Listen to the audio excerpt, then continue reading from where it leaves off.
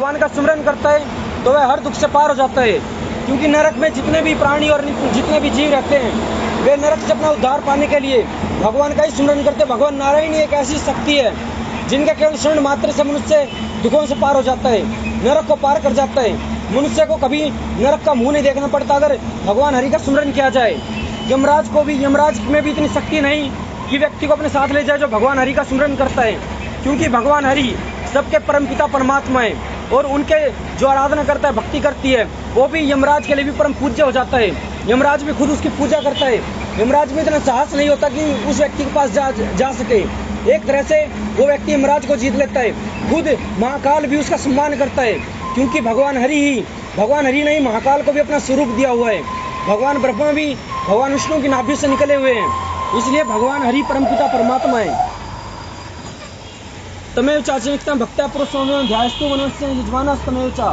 उस हरिनाशिक पुरुष का हर समय भक्ति पूर्वक पूजन करने से, उसी का ध्यान करने से तथा उसकी स्तुति और नमस्कार करने से मनुष्य सब दुखों से छूट जाता है। अनादि निधनम विष्णुम सर्वलोक महेश्वरम लोकाध्यक्षम विश्वनित्यम सर्व दुखातिको भवेत। आदि अंत से रहित समस्त लोकों के महेश्वर लोकाध्यक्ष भगवान विष्णु का निरंतर स्मरण करने से मनुष्य को सब कष्टों से छुटकारा मिल जाता है। आज के समय मनुष्य को तरह तरह के कष्ट घेरे हुए हैं। किसी को रुपए की चिंता कि मैं रुपए नहीं कमा पा रहा हूँ, किसी को घर में लड़ाई झगड़े की चिंता है, मेरे घर में लड़ाई बहुत होती है, किसी को रिश्तेदारों की चिंता है, मेरे रिश्तेदार मुझसे बोलते नहीं है। तरह तरह के दुख इंसान को आके घेरे हुए हैं। लेकिन जब भगवान हरि का या भगवान का स्मरण किया जाता है, जिसका जो भी इष्ट देवता अगर उसका स्मरण करता है लगातार निरंतर, तो उसको इस तरह की बाधाएं घेर नहीं पाती है, उसका जीवन सफल हो जाता है। उसके जीवन में कोई कठिनाई नहीं आ पाती है। अगर कठिनाई आती भी है तो वह उस कठिनाई का आसानी से सामना कर सकता है, क्योंकि भगवान उसको वह शक्ति प्रदान कर देते हैं। ब्रह्मण्यम धर्मज्ञम लोकानाम कीर्तिवर्धनम लोकनाथम अद्भुतम सर्वभूत बोधवम। जगत रचयिता ब्रह्मा के तथा ब्राह्मण वेद तब के हितकारी, सब धर्मों को जानने वाले, प्राणियों के यश को बढ़ाने वाले, समस्त लोकों के स्वामी, समस्त भूतों के उत्पत्ति स्थान है, सब जीवों की उत्पत्ति का कारण रूपेश्वर का स्मरण करने से मनुष्य सब संकटों से छूट जाता है। इसमें सर्वधर्माणाम धर्मो अधिकमो मता यद भक्त्या पुंडरीकाक्षम ईश्वर चेन्द्र सदा। समस्त धर्मों में से अधिकतर धर्मों में मेरा यह मत है कि मनुष्य हमेशा अपने हृदय में विराजमान भगवान वासुदेव की भक्ति पूर्वक स्तुति द्वारा आराधना करे। भगवान का कीर्तन इसलिए सुनाया जाता है ताकि मनुष्य को भगवान की शक्ति के बारे में पता चल पाए, और भगवान का कीर्तन जब सुनाया जाता है तो सामने वाला व्यक्ति भगवान की शक्तियों से अवगत होता है, उसे पता चलता है कि भगवान की क्या शक्ति है। मनुष्य शक्ति को जानते हुए, ईश्वर की शक्ति को जानते हुए भूल जाता है कि भगवान भी कोई चीज है। लेकिन जब भगवान की शक्ति का स्मरण किया जाता है, सामने वाले व्यक्ति भगवान की शक्ति को सुनाता है, तो व्यक्ति के अंदर एक जोश उत्पन्न होता है, एक भावना उत्पन्न होती है, एक विचार उत्पन्न होता है कि हाँ, मुझे भी अब दोबारा भगवान की भक्ति करनी चाहिए। जो व्यक्ति भगवान की भक्ति से विचलित हो जाता है, भगवान की भक्ति को छोड़ देता है, जब भगवान की भक्ति का स्मरण किया जाता है तो उसमें खुद जोश और उत्साह उत्पन्न होता है। चाहे सिख हो, ईसा मसीह हो, अल्लाह हो, चाहे किसी भी रूप में कोई भी ईश्वर को पूज रहा है, भक्ति उसे एक ही परमात्मा को जाके लगती है, क्योंकि उसी ने सबको बनाए हुए और सब उस ईश्वर की ही संतान है। परम यो महत तेज, परम यो महत तपा, परम यो महत ब्रह्मा, परम यो प्राणम। जो सबसे उत्तम महान तेज है, जो सबसे उत्तम महान तप है, जो सबसे उत्तम महान ब्रह्मा है, वही समस्त मनुष्यों की परम गति है। जब इस सृष्टि का अंत हो जाता है तब समस्त मानव प्राणी, समस्त आत्माएं भगवान हरि की ही शरण में जाती है। समस्त लोगों का जब अंत होता है तो भगवान हरि की शरण में ही इंसान को जाना होता है। गाने दो भगवान, अगर दिमाग खराब हो रहा है भगवान की स्तुति सुना रहा, अगर दिमाग खराब हो रहा तो मतलब कि दिमाग तो होएगा ही खराब। मतलब कि है कि कलयुग ने इंसान को घेरा हुआ है, और इस कलयुग से इंसान तब तक छुटकारा नहीं पाएगा जब तक हरि भजन सुनेगा नहीं, और जब तक हरि भजन नहीं सुना जाएगा ना, मनुष्य को यूं ही विकार आके घेरते रहेंगे। अब भाई दिमाग खराब हो रहा था हुए जब मैं तो हरि का गुणगान करूंगा, कोई बात नहीं। अगर बोलते बोलते मेरे प्राण भी निकल जाए ना भगवान हरि का स्मरण करते हुए, वो भी कम है। पवित्राणाम पवित्रों में मंगलानाम च मंगलम, देवतम देवतानाम च भूतानाम यो व्यय पिता, यत सर्वाणी भूतानि भवन्तादि युग में यस्मिन् प्रलयमान्ति पुनर्योग से तस्य लोक प्रधानस्य जगन्नाथस्य भूपते विष्णु राम सहस्र में श्रीणुपा भयापहम।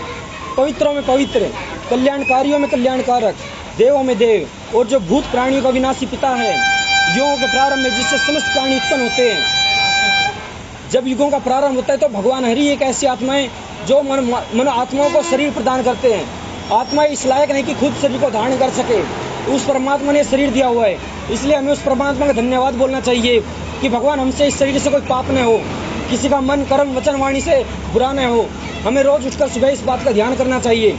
अब जैसे वो भाई बोल रहे थे कि भाई क्यों दिमाग खराब कर रहे हैं, मतलब कि वही व्यक्ति बोलता है जिसको कलयुग ने आके घेर लिया हो। कलयुग इंसान की बुद्धि भ्रष्ट करता है, और जब बुद्धि भ्रष्ट होती है तो इंसान का जीवन खराब होता है। जीवन खराब होता है, तरह तरह के विचार मन में उत्पन्न होते हैं, गलत विचार उत्पन्न मन में होते हैं, और मनुष्य पूरे दिन परेशानियों का सामना करता हुआ जीवन व्यतीत करता है।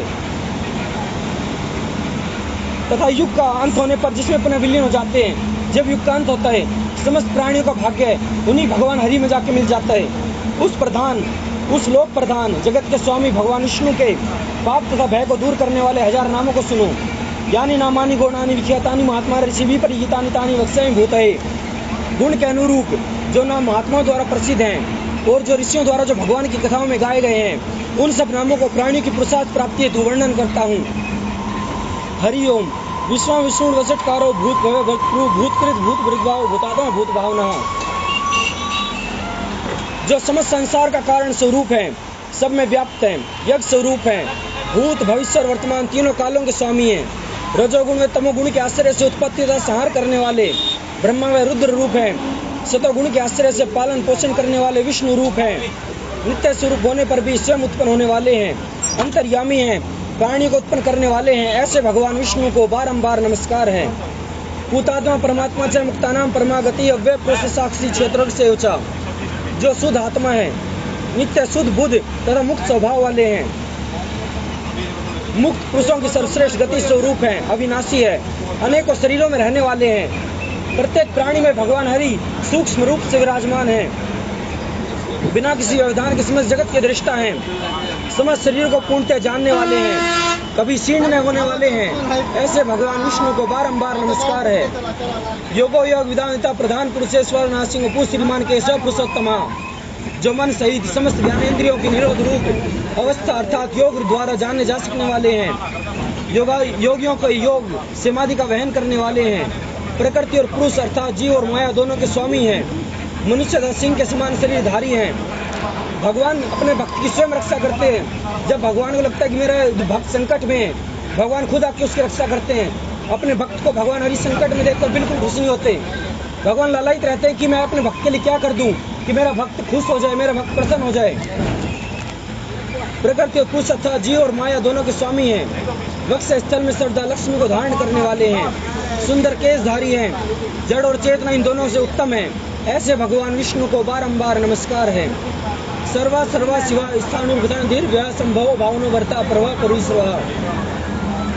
जो सत्य और असत दोनों की उत्पत्ति स्थिति और प्रलय का आश्रय है। प्रलय काल में समस्त प्रजा का नाश करने वाले हैं। सत्व रज और तम इन तीनों गुणों से रहित कल्याण स्वरूप है। आज के समय में मनुष्य में अहम हो गया है कि भगवान है ही नहीं, हम केवल उत्पन्न हो रहे हैं और मर रहे हैं और प्रकृति मिल जा रहे हैं। लेकिन वास्तविकता तो यह है कि भगवान ही जन्म देने वाले हैं। भगवान नारायण का ही एकाधिकार और भगवान नारायण ही समस्त प्राणी को उत्पन्न करने वाले हैं। सत्व रज और तम इन तीनों गुणों से रहित कल्याण स्वरूप है। सत्व रज और तम ये तीन गुण इंसान में तब आते जब मनुष्य इस धरती पर जन्म लेता है, क्योंकि आत्मा जब ये शरीर धारण करती है, शरीर धारण करते ही आत्मा में सत्व रज और तम तीनों गुण आ जाते हैं और आत्मा स्वर्ग के जो राज होती है वह भूल जाती है।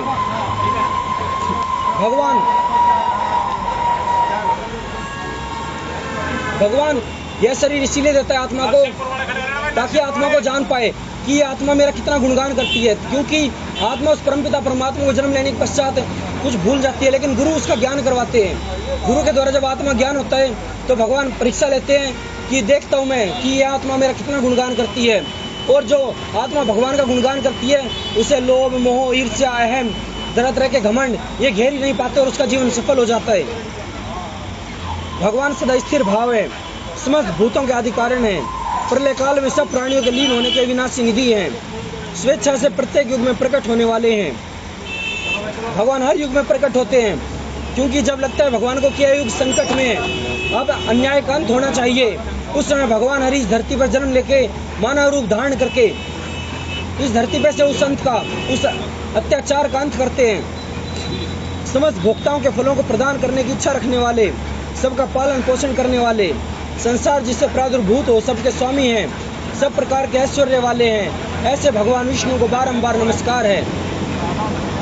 अगर मनुष्य भगवान हरि के चरणों का स्मरण करता रहे, मनुष्य को समस्त ऐश्वर्य प्राप्त हो सकते हैं, क्योंकि समस्त ऐश्वर्य भगवान हरि के चरणों से ही उत्पन्न होते हैं।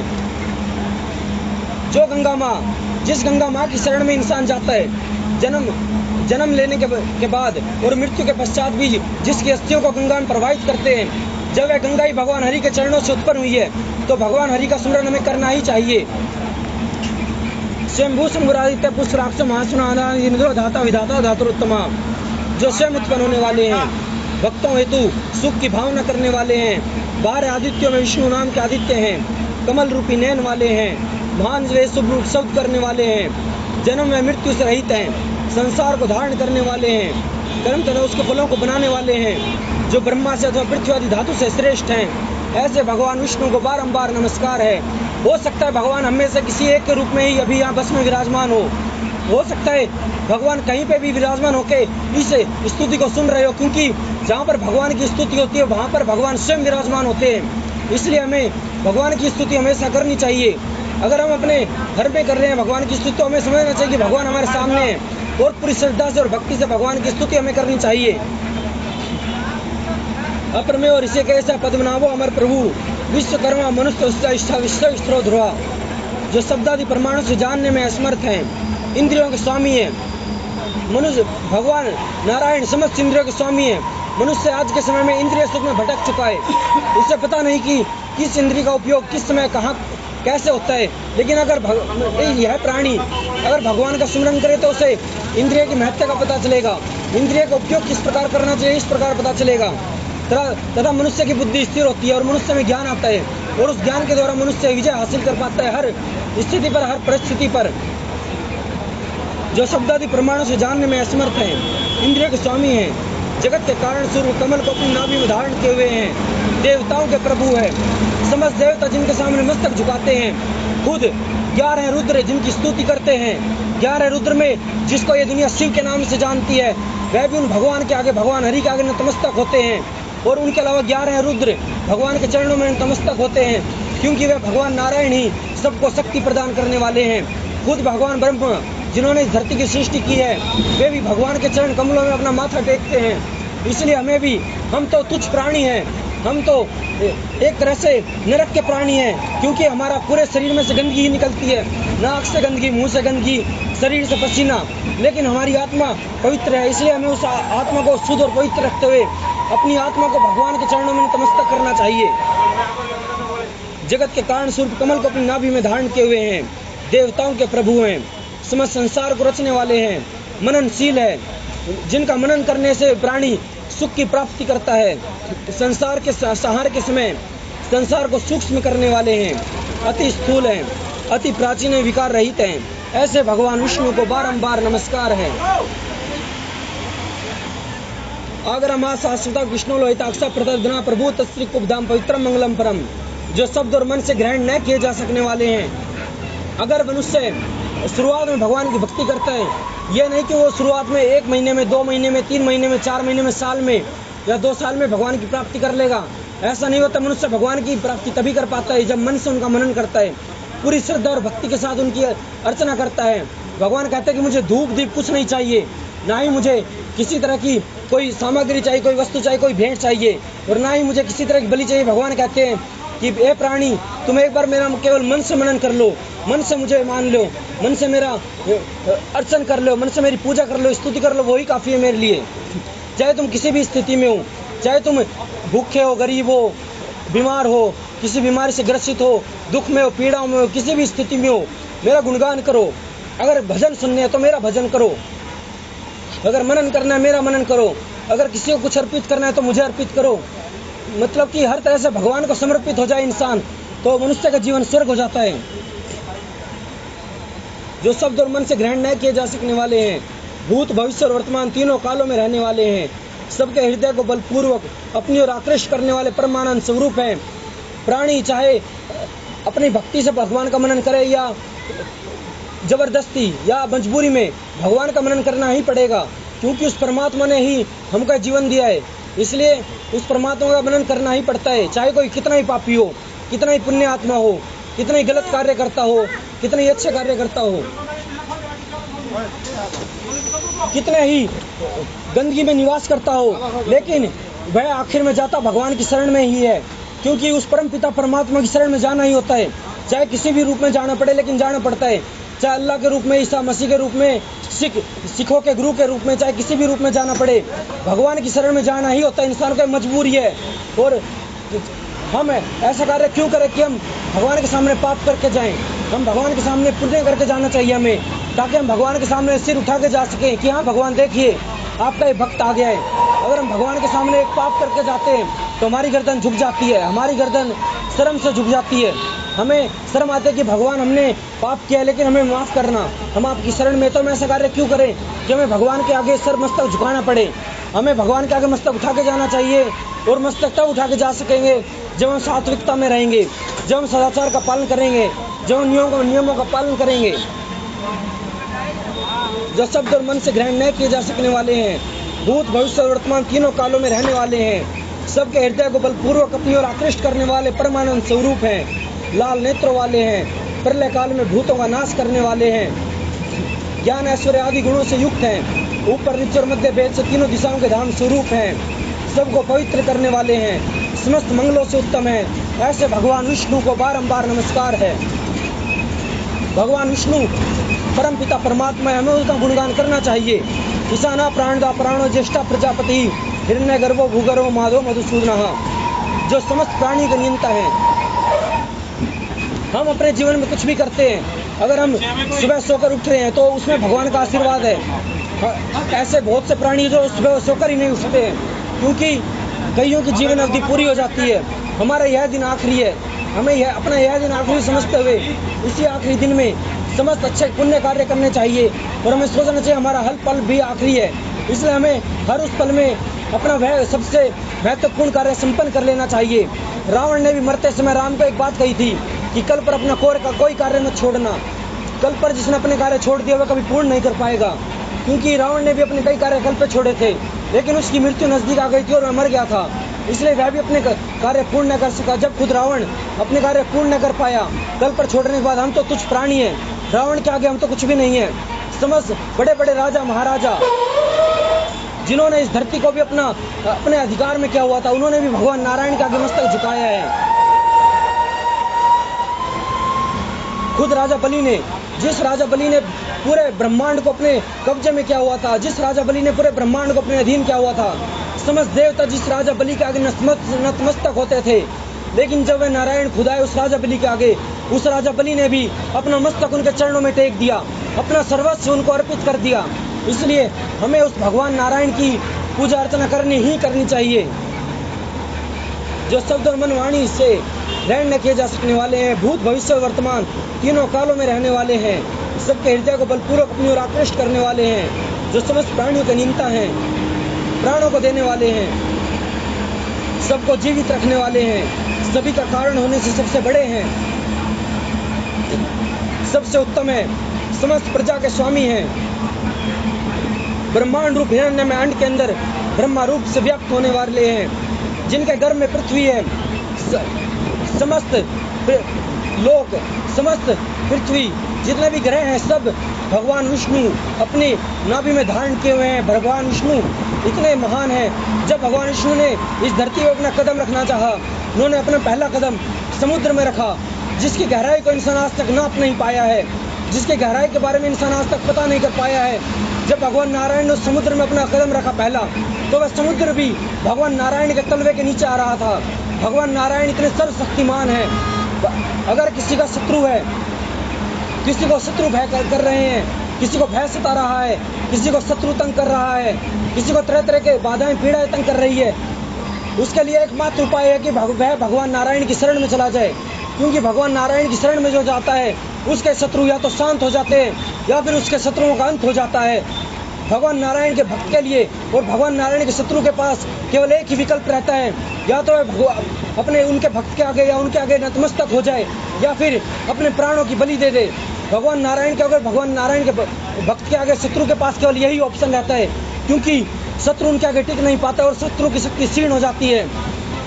तुमने सुना भी होगा, जब पहले के समय में नारायण अस्त्र चलता था, नारायण अस्त्र के आगे समस्त अस्त्र शांत हो जाते थे।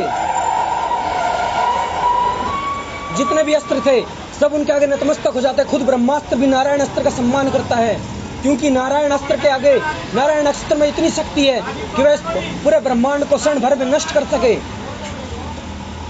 जब नारायण अस्त्र चलता है खुद ब्रह्मा प्रकट हो जाते हैं। ये अस्त्र नहीं चलना चाहिए, क्योंकि संसार का अंत हो सकता है।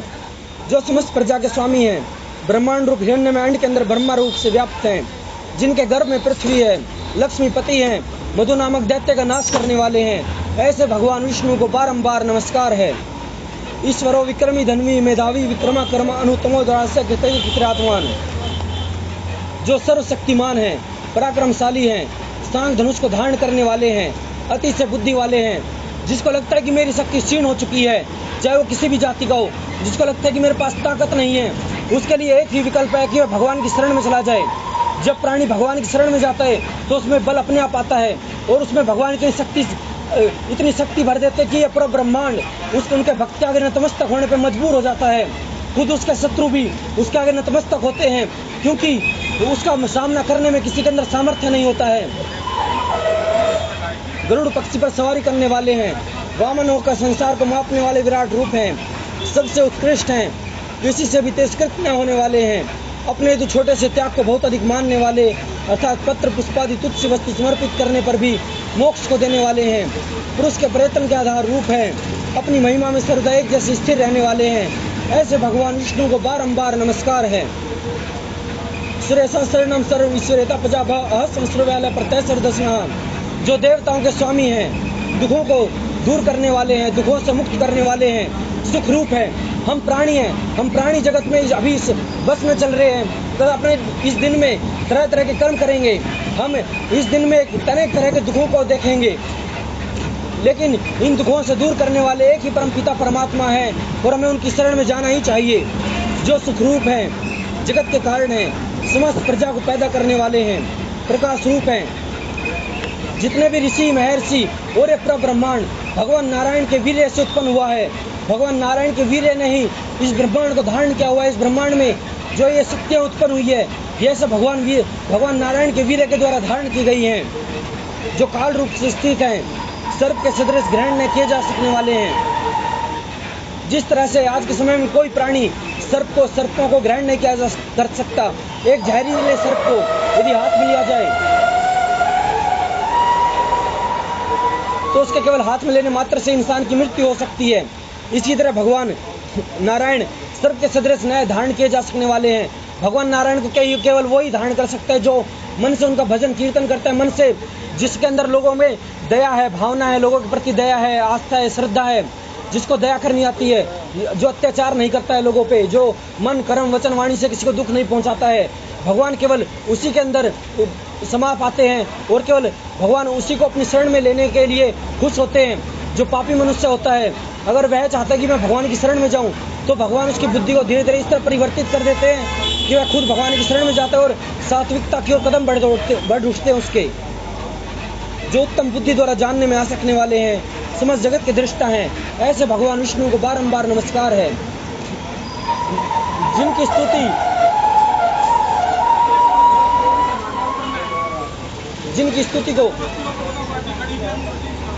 स्तुति को 11 रुद्र भी पूर्णतः गायन नहीं कर सकते, खुद भगवान ब्रह्मा भी जिनकी स्तुति को पूरी तरह गा नहीं सकते, खुद इंद्र देवता भी और पूरा ब्रह्मांड जिनकी स्तुति को पूर्णतः गा नहीं सकता, तो हम तुच्छ प्राणी क्या हैं जो हम पूर्णतः उनकी स्तुति कर सके। हम तो केवल छोटी बुद्धि के अनुसार उनका गुणगान कीर्तन कर सकते हैं और हमें अपनी छोटी बुद्धि के अनुसार उनका गुणगान कीर्तन करना चाहिए।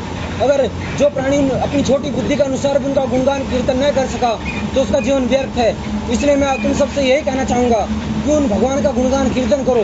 अगर ज़्यादा कुछ न कर सको तो दिन में सुबह उठते समय और रात में सोते समय केवल उनका सुमरन करके ही सो जाओ, क्योंकि वही प्राणी अपने जीवन में सफल हो पाएगा। जिस प्राणी ने पूरे जीवन भर भी अगर भगवान का स्मरण नहीं किया और मरते समय भी केवल एक बार भगवान नारायण का गुणगान अपने मुख से कर दिया, तो उसे भी परम पद की प्राप्ति हो जाती है। इसलिए हमें भगवान नारायण का स्मरण करना ही चाहिए। ओम हरिओम, ओम हरिओम, ओम हरिओम। बोलो भगवान नारायण की जय हो, बोल भाई, भगवान नारायण की जय हो, भगवान नारायण की जय हो, भगवान नारायण की जय हो।